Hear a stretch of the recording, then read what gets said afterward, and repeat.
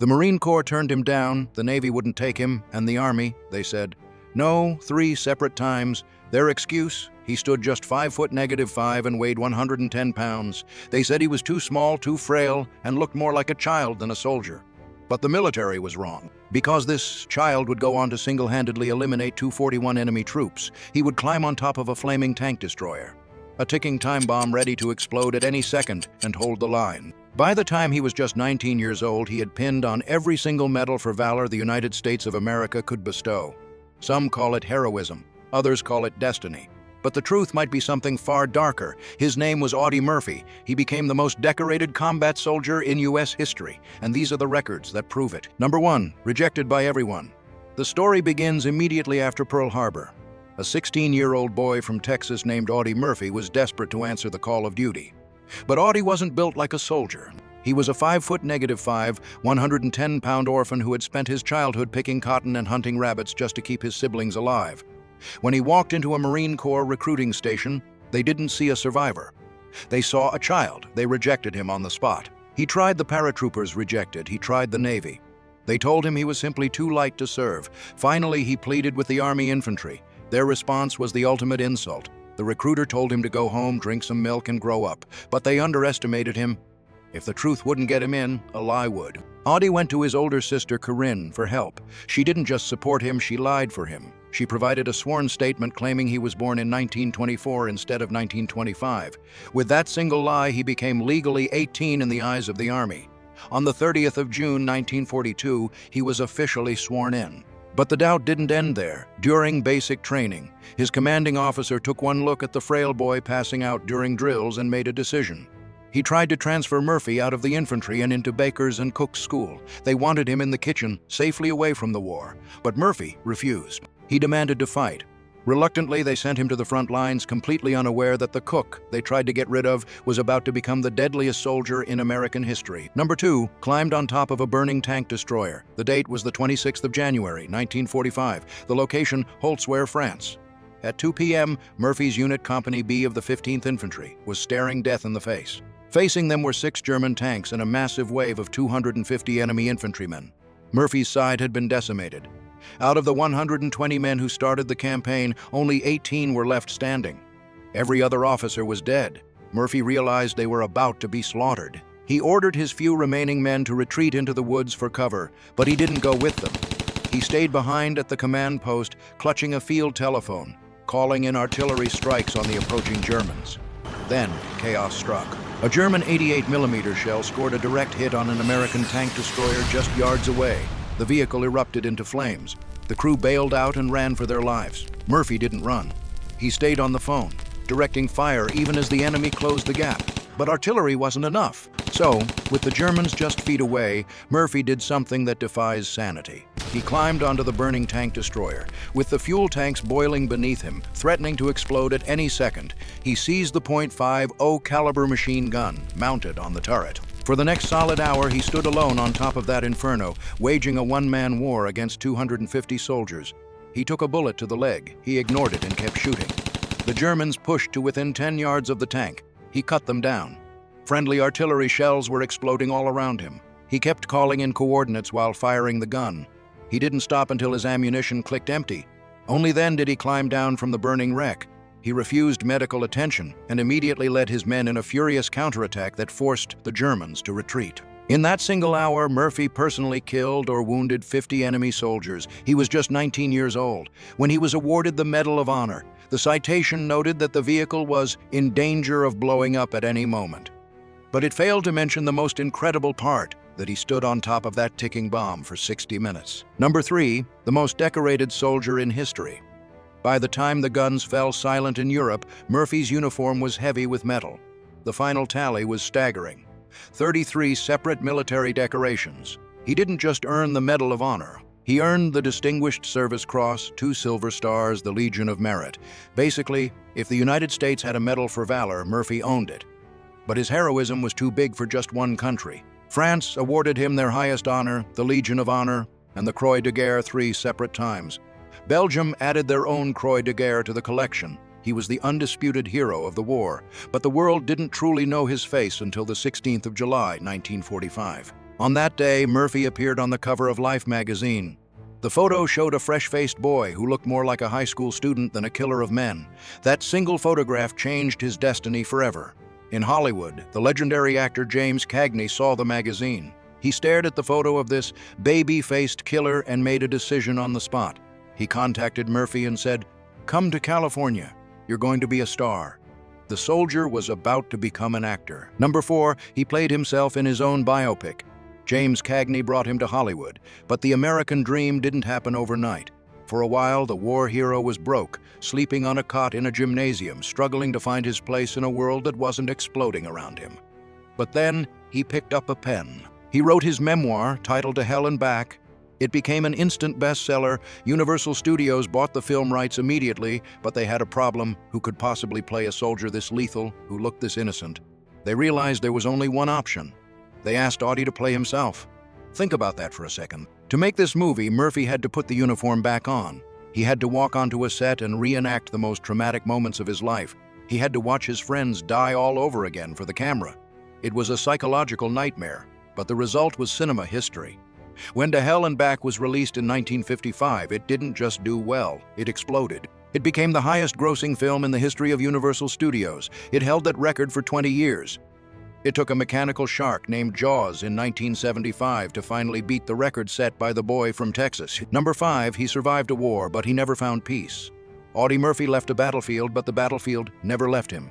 While the world celebrated him as a hero, he was fighting a new war in his own bedroom. He suffered from terrible insomnia and nightmares. For years, he slept with a loaded pistol under his pillow, terrified that the enemies from his dreams would come for him in the night. He turned to gambling to numb the pain. He made millions in Hollywood, but he lost almost all of it on bad investments and betting on horses. He was a hero who had everything, yet he was slowly losing it all. But even in his darkest moments, he was brave. He became one of the first public figures to speak openly about battle fatigue, what we now call PTSD. He broke the silence to help other veterans who were suffering just like him.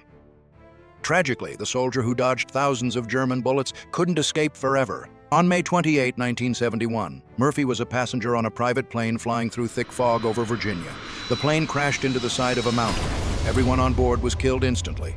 Audie Murphy was 45 years old. He was buried at Arlington National Cemetery with full military honors. Today, his grave is the second most visited site in the entire cemetery, surpassed only by President John F. Kennedy. Outro summary hook, they rejected him for being small. They told him to drink milk. In return, he saved the world. He was the kid from Texas who became a legend, and there will never be another one like him. Number 6, the battle that didn't end with the crash. When the Aero Commander 680 slammed into the side of Brushy Mountain in Virginia on May 28, 1971, the world stopped to mourn.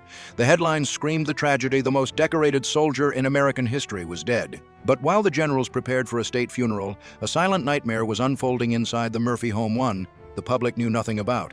To understand the stakes of this final battle, you have to understand the brutal reality of Audie Murphy's final days. The man who conquered Hitler and Hollywood died in absolute financial ruin. The millions he earned from blockbuster movies were gone, evaporated by a crippling gambling addiction and disastrous investments. When the smoke cleared on that Virginia mountain, Audie left behind more than just a legacy of valor. He left behind a mountain of debt and a widow, Pamela Murphy, staring into a financial abyss. Most people would have crumbled. Facing bankruptcy and grief, they might have faded into obscurity. But Pamela was not an ordinary woman. She had lived with a man haunted by war. She had developed a steel backbone. And when investigators peeled back the layers of the crash, her grief turned into a cold, calculating fury. The investigation revealed a disturbing truth. It was negligence. The pilot Herman Butler, who was also the corporate secretary of the plane's owner, Colorado Aviation, had no business being in the air that day.